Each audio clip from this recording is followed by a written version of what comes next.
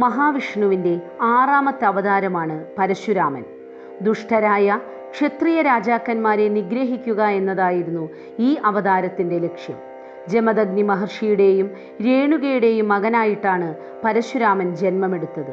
പണ്ടൊരിക്കൽ കാർത്തവീര്യാർജുനൻ ദത്താത്രേയ മുനിയെ തപസ്സു ചെയ്ത് പ്രസാദിപ്പിച്ച് 1000 കൈകൾ വാങ്ങി. അദ്ദേഹം ഒരിക്കൽ നായാട്ട് കഴിഞ്ഞ് വരുന്ന വഴിക്ക് ജമദഗ്നി മഹർഷിയുടെ ആശ്രമത്തിലേക്ക് എത്തിച്ചേർന്നു. പരശുരാമൻ ആ സമയത്ത് ആശ്രമത്തിലില്ലായിരുന്നു.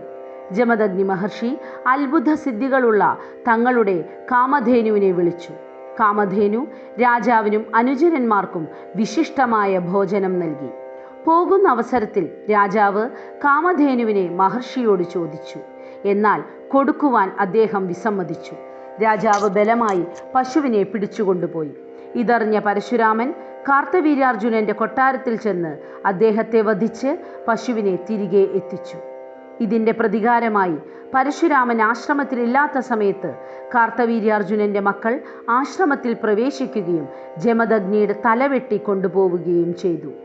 ഇതറിഞ്ഞ് ആശ്രമത്തിലെത്തിയ പരശുരാമനോട് അമ്മയായ രേണുക കരഞ്ഞുകൊണ്ട് ഈ വിവരം പറയുകയും 21 പ്രാവശ്യം തൻ്റെ നെഞ്ചിൽ അലയ്ക്കുകയും ചെയ്തു. പ്രതികാരമൂർത്തിയായ പരശുരാമൻ 21 പ്രാവശ്യം ലോകം ചുറ്റി ദുഷ്ടരായ ക്ഷത്രിയ രാജാക്കന്മാരെ ഒന്നടങ്കം വധിച്ചു. അങ്ങനെ മഹാവിഷ്ണു തൻ്റെ അവതാര ലക്ഷ്യം പൂർത്തിയാക്കി.